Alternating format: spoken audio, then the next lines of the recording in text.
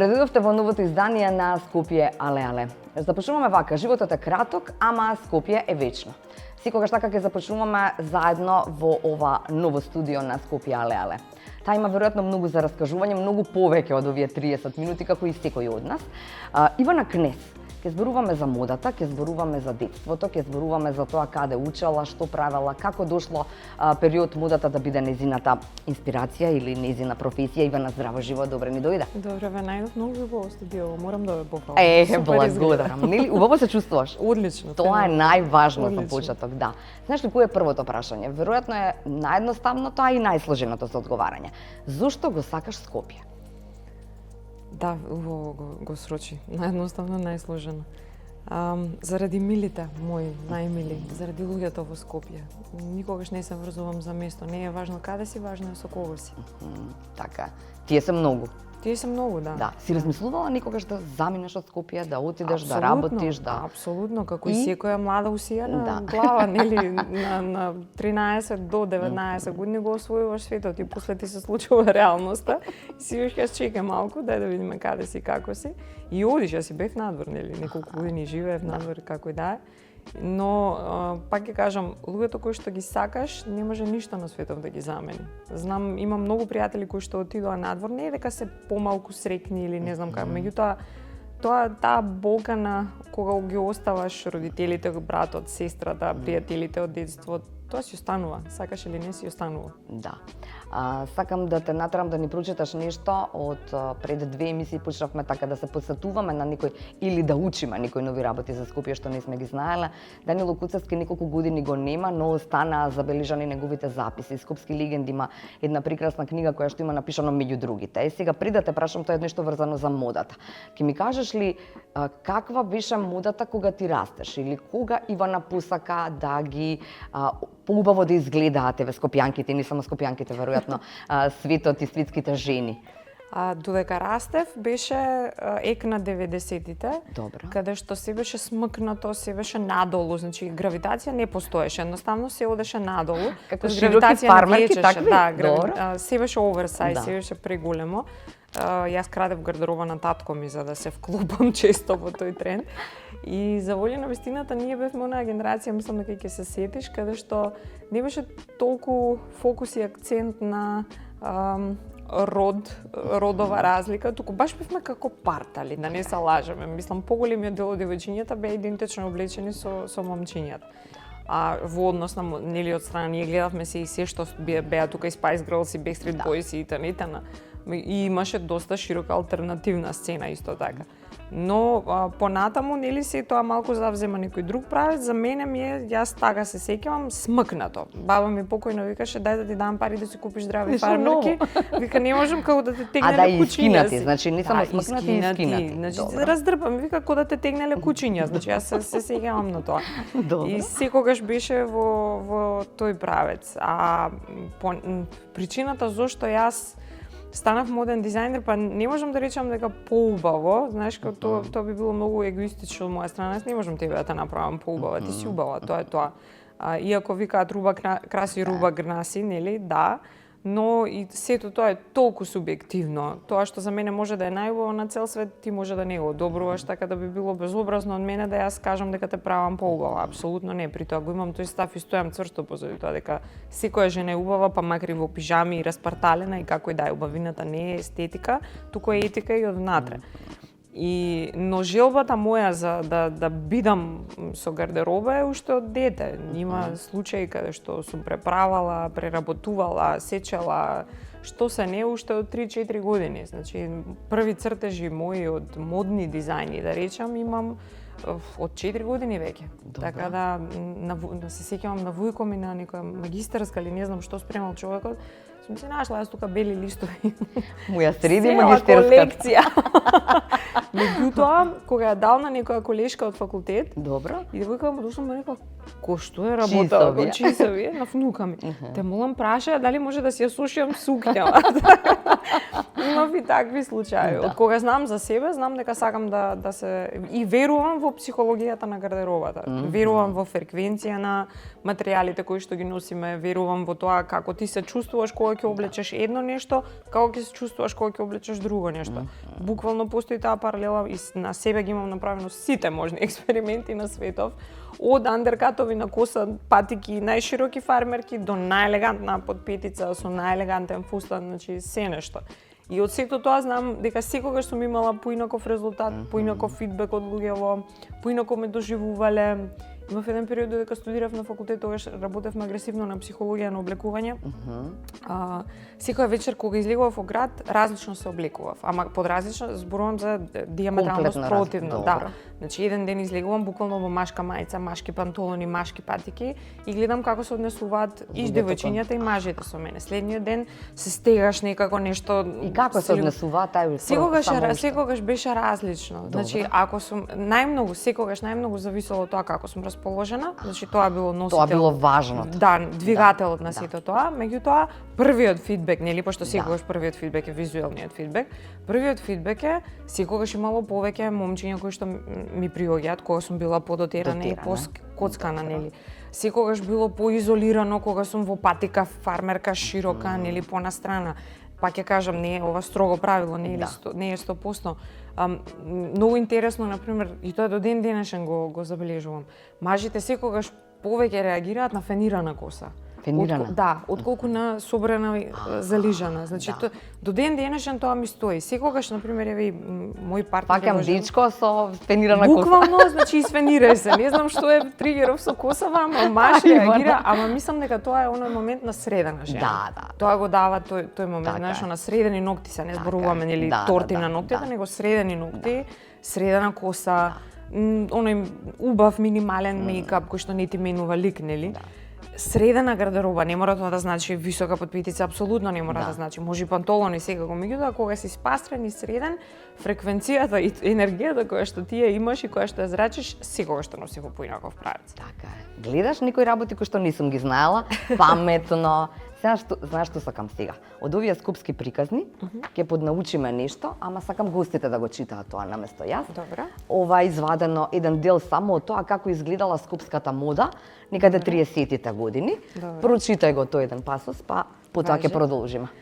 Странските ревии давале вакви прецизни инструкции. Парис ви предлага, карираното и еднобојното се последниот збор на модата. Реверите се обложени со крзно од кратки влакна или со потемен сомот.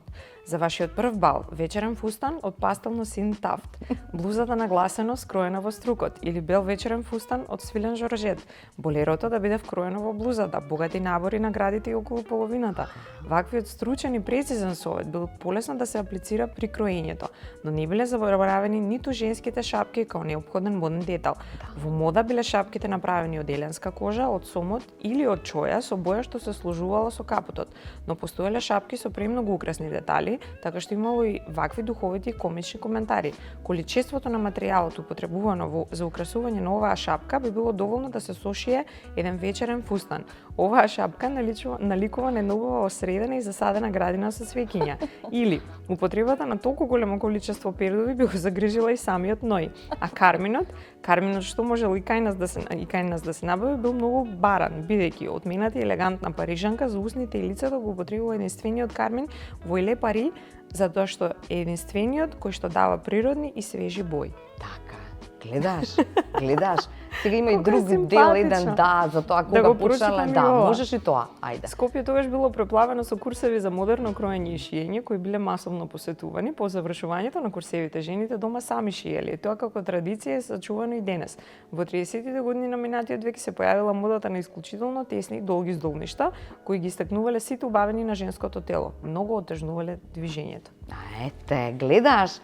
Значи, овие работи можеби не си ги знаела и јас учам сега во секој издание на Скопје, але, всушност, како ти го замислуваш? Можеш ли да го замислиш Скопје во тие 30 години, како било се тоа, како се дотерувало? Мислам дека повеќе дишало. Мислам дека градот повеќе дишал. Добро. Сепак сум малку против...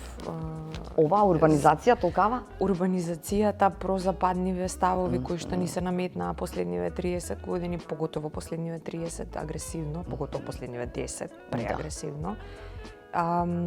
Мислам дека, знаеш, и технологијата си го направи своето, телефоните не голтна, сакале ние да признаеме или не, емпатијата се сведе на нула малте не, човечка интеракција нема, намалена. Ти седни во ресторан, ти веќе не гледаш комуникација, не гледаш диалог. Сите сме на телефон. Да. И сето тоа го задуши овој град според мене. Мислам дека тој период бил период на апсолутна слобода, без разлика што се случувало, да, колку имале, немале и така натаму. Да, војни и невојни. Сепак духот на луѓето бил слободен. Иако сме ние денеска политички и социјално ослободени, нели, фала му на Бога, немаме војни, мислам дека сме многу поголеми робови денес отколку тогаш. Се врзавме со некоја идеологија која што не постои фиктивна, замислена идеологија. И сето тоа нели си резултира така како што си резултира и ги гледаме сите оние овенати лица на улица, за жал. А тогаш еве забележете бар што ги најдете по фотографии, забележете им ги, мислам, го имам истражувано доста долго време, лицата на луѓето, изразите, очите, сето тоа се гледа, многу поисполнети, многу посреќни. Викаат, старите викаат колку повеќе имаш, толку повеќе немаш.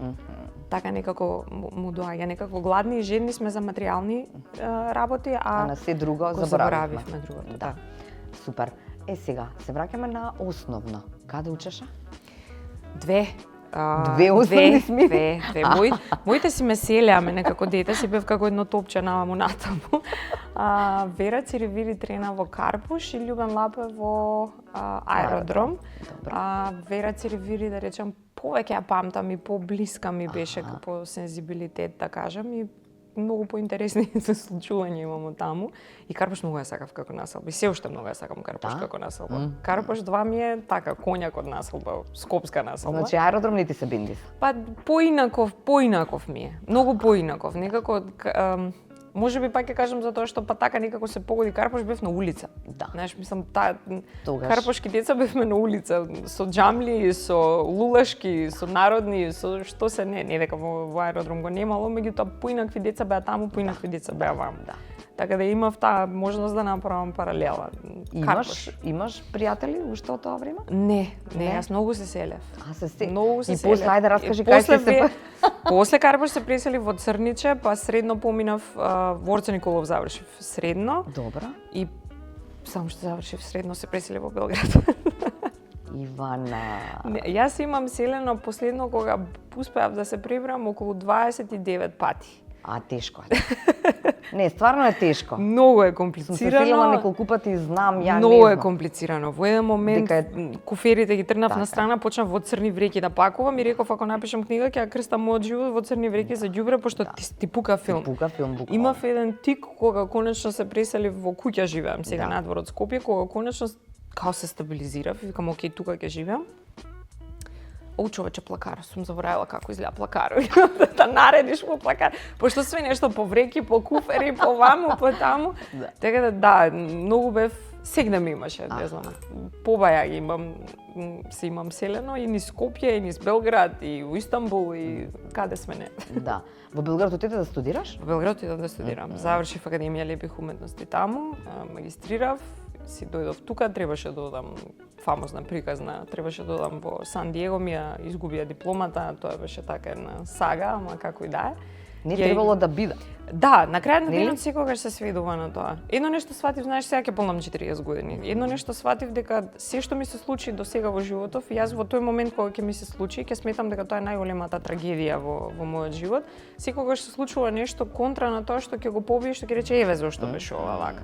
Така да секогаш кога ќе ви се случи нешто кое што во тој момент ќе ви изгледа најстрашно, верувајте ми, нешто од некоја виша сила има некој друг план за тебе. И ќе те однесе на пат на кој што можеби не си планирала, не си сакала, меѓутоа нема да е лошо, верувајте, од се нешто излегува нешто лошо, излегува нешто добро. Така е, да. Само кажи ми, да не ја заборавиме само мачката како нешто кое што исто така исто така се препознава, нели, Ивана Кнес по тоа. Од каде дојде, ги сакаш или е нешто кое што го сакаш како опција за, не знам, за делот? Јас сум многу приврзана кон животни воопшто и во моментов сме 12. Значи имам Како сте 12? Па 3 кучиња имам и 9 мачиња и сите ни се уличари. Сите се дојдени, собрани. Лајка систем, така, јас сум приватна лајка. Така, ако нели нешто го боли, не дај Боже да го нема везе, немојте така. Како мала, многу сакав да чувам мачка, меѓутоа татко ми покоен глумеше дека е алергичен за да не го чуваме во стан. Така. И се случи еден многу немил настан во нашиот живот, кога бев средно. Вујко мој почина, кој што беше многу близо, Гоце Коларовски, познат многу. Знам, да. добро. Со мајка ми беа многу блиски и мајка ми толку многу падна и во еден момент знам се сега му рече на татко ми или мачка ќе влезе у куќава или ти ќе излезеш, бирај. И мачка влеза. И мене ми рече, вика, најди маче, вика, како знаеш и умееш. И јас најдов едно чудовиште кој што се вика Радован, се вика Ше, сега веќе покоен, 15 години беше жив. Радован беше дома кај нас, една недела татко ми го немаше забележано, една недела, така го криев, една недела. И доаѓа ден кога што треба да излеземе со мајка ми, јас му викам, слушај, викам, една недела ти кријам мачка во куќава. Значи алергичен не си. Значи не. Готово, тука падна во вода. Сега викам, ќе одам, ќе излезам да пазарам со мама, ќе се вратам. Значи немој викам случајно нешто да. Ќе дојдам па ќе видиме што ќе правиме. Јас се враќам, Радован спие на татко ми, вака ми преш, Радован спие. Тоа беше тоа, толку беше, да. И Радован стана, цела моја таа сага и депресија кога се случи тоа со Сан Диего, се случи да ја треба да отворам бренд и кога го мислев логото за брендот, бидејќи беше побарано од мене да измислам лого. Креативен тик, заглавена, ништо не ми текнува, седам на маса, Радован се качува на маса да при тоа зборуваме за мачар од скоро 1,10 кг, огромно едно нешто, уличар, меѓутоа огромно. И се качи на маса и ми ги бутна сите бојци и седна вака пред мене и ме гледа. Викам, седи, викам ти батка вака, чекај додека си намеснам, так. Имав еден пријател Мартин, му се јави, викам, ќе ми го претвориш во вектор одма, праќај. Го пратив, го претвори во вектор и тоа беше тоа. Толку беше. Да. Колку Ивана е сега од оваа перспектива? Гледам уште колку време имаме, па морам да убрзам. Колку е Ивана од оваа перспектива задоволна? Можеби е премногу, но колку ти се допаѓа како се однесуваме ние скопјанките кон модата? Знаеме ли да одбираме парчиња вистински? Дали има врска тоа со парите кои што ги имаме или ги немаме? Дали има врска со... Ми се чини дека ако сме знаеле во 30-тите години, кога многу повеќе немало од колку имало, така, дека не е само до сензибилитетот на човекот, ако се согласуваш, не знам, или дека не знаеме да се облечеме. Волја. Знаеш, волја. Ама волјата е врзана со многу нешта. Со многу нешта и ја нема. И јас пак ќе кажам кој како сака нека ме свати, многу ги кривам политичарите. Изминативе 30 години ни ја земаат душата на секој од нас поединечно. И ај што не остаја без пари, да не се лажеме, нашиот народ не знае како изгледа чанта од 1500 евра, а во светов е тоа најнормално нешто. И ај што не оставија без пари, ај што не избута на сите можни полиња, нели? Системот го однесува во комплетно поинаков правец. Ние имаме во моментов некој лажен феминизам каде што никаде не проаѓа, да не се лажеме, сепак како жени се бориме, се корнеме за да се докажеме и на работни места, и во фамилија, и дома, и секаде околу нас. И сега ти кога ја трошиш цела таа енергија за да се докажеш дека постоиш, буквално на тоа сме сведени. Мислам дека поголемиот дел ќе ме разберат што сакам да кажам. Стануваш од Сабајле, 2 деца, 1 дете, небитно, сопруг. Трчаш што попрво за да стигнеш на работа што попрво. Се враќаш дома, дали нив да ги видиш со домашна, дали да направиш за јадење, пошто се како год тоа е паднато на наш грб.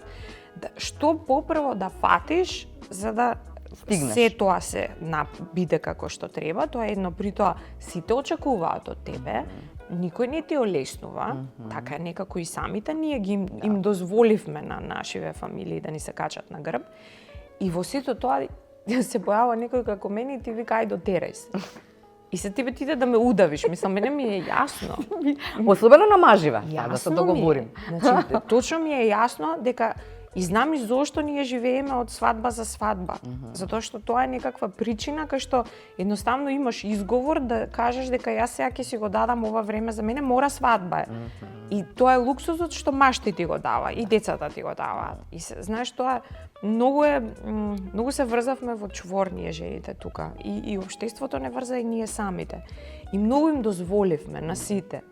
Знаеш, еве толку има мотивациони тренери, коучови, како и да се викаат веќе. Стави се сама себе на прво место, нели направи го тоа, стани од Бајле во 5, извежбај, исполни се, насмеј се, изрази топ. Мислам, ме зезаш, као реалноста е сериозно многу потешка и волјата која што му е потребна на мозочниот наш склоп за да изфункционира и да рече да, стани ти во 5 денес. И до вчера било се на опачки, сега ја од денеска ќе станам во 5 и ќе си го средам животот. Не. И мислам дека тоа ни е најголемиот проблем кај нас жените, знаеш, за тоа и се сведовме на патеки тренерки, короната глобално не утепа сите, не врза дома и не раскомоти, не стави, не бутна во комфорт зона. Така да сега веќе кога се будиме, да речем од пост-коронава, имаше еден период како гладни и жедни беа жениве, затоа што да. Меѓутоа пак тоа се сведе на свадбите, знаеш, и на матурите. И толку. И тука завршува. Ти веќе не знам дали забележуваш, мислам сега лутате се колку сакате. Јас веќе на работа облечени жени, не гледам дотерани жени за на работа. Имаше период кога пукаше Скопје. Значи јас за тоа и станав моден дизајнер во моја глава во 90-тите, таков јас партал шетав по улица, околу мене беа жени со костуми со високи подпетици. Сега го немам тоа. Сега одам во администрација, они шетаат во патичиња. Мајка ми вика патичиња за берење пченка. Значи буквално. И сега тоа треба да е лицето на администрација и ми се темни. Не сакам да е така. Бидејќи да, јас сакам да се работите средени. Меѓутоа тоа е многу покомплексно од мојата желба. И многу фактори од страна играат улога. Да, финансиите секогаш, нели? Секогаш мајка секогаш ќе одбере прво на детенцето да му купи отколку на себе. И тоа е вака, нели? Меѓутоа доколку мајката има систем во кој што заработува дупло и ќе има и за себе и за детенцето, нели? Тоа би било нека идеална цел. Така е, да. Но затоа парчињата на Ивана Кнесе секаде ни светот. Точно. Така. Затоа ти може мислеше да не спасиш нас овде, ама поинаку мислел некој одгоре. Види, каде јас сум многу задоволна и среќна со жените овде. Успеав да развијам една платформа на Инстаграм, на Фејсбук од жени со кои што имам разбирање. Затоа и сега повторно го отварам тој шоурум. Искуството кое што го делам со тие жени, со тие клиенти, секогаш ме збогатува за едно повеќе. И секоја насмевка мене ми дава поголема сила и енергија и волја за да продолжам понатаму. Нели не може да е секогаш идеално, тоа е животот, меѓутоа поголемиот дел од времето јас имам убави насмеани жени околу себе. И тоа е тоа што ме тера да одам напред. Апсолутно не ми е важно дали е Америка или не. Дома жените околу мене се среќни, тоа ми е важно. Така е, да. Остана уште малку минути, а можеш да ми кажеш заради тоа што сакам некој кој што е млад и кој што искусил многу нешта во однос на забава, во однос на град, излегување и така натаму, да, каде се излегуваше во твое време? Така е секогаш, нели? Во Скопје, скопските причи се каде се излегуваше во твое време? Од аха што го фатив, ќе го памти моја генерација. До сектор, до МНТ, до МНТ суштина најмногу, јас бев по журките. Така да МНТ бев таму. Што се слушаше тогаш, Ивана, подсетина? Јас и моја генерација бевме насочени кон транс и прогресив. Тоа ни беше тој период. Да, ние немавме тресајки да не формираат како карактер, не. Имаше и рок, имаше и маракана тогаш. Рок секогаш имаше. Секогаш имаше, да. Значи, тој си постоеше, меѓутоа беше и тој тогаш актуелен. Маракана имаше феноменални свирки. Така е. Да. МНТ имаше феноменални диџеи од цел свет, Колосеум потоа имаше феноменални диџеи кои што ги носеа од цел свет. Сектор, неколку пати го имам заклучено тоа сектор, сме метеле од сектор. Едно време Марин ми имаше клjuč дадено со Ана, се сеќавам на тие времиња. Но тоа беше многу, да речеме за мене, изигра огромна улога за тоа што беше многу градско. Да. И многу кул. Имаше дури еден период, јас доаѓав со србинките тука искачавме. Значи ние бевме над Белград во еден момент. Во тие 90-ти особено. Подоцна 2000-ти како му доаѓа. Меѓутоа сега веќе Белград не голта. Да. Сега веќе не проголта толку. До Сабајле искачања. Овие децава не знаат сега многу нешто за тоа. Децава немаат желба. Децава не сакаат. Аха. Значи ние не сакавме, ние имавме телефони тогаш. Јас сега моја генерација имаше тогаш се случиат мобилните. Да.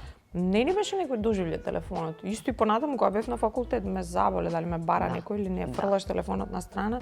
Имаше MySpace, не е дека немавме ни платформи, ама идејата беше да искрвариш до сабајле до 8. Да ти биде убаво, да со ти се, со сите салданати.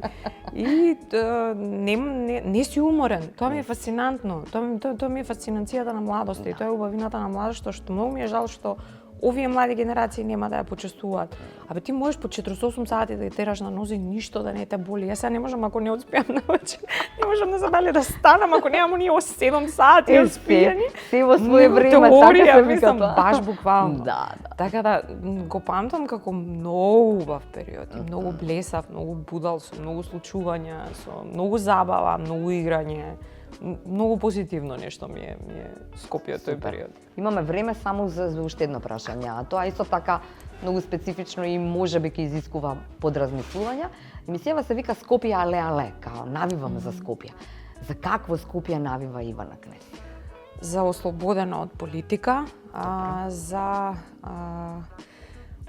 подигнат образовен систем, Добро. Кој што не е наметнат од никого, туку ќе биде на ниво на волја на младите, со ослободување од тие прозападни вредности, кои што според мене се апсолутно погрешни, со фокус на себе развој, меѓутоа баш како што рече се во свое време. Сепак таа трка за пари, како дел од западните вредности, им го скрати времево на децата. Знаеш, од 13 години он ќе учи бизнис. Не бе душо.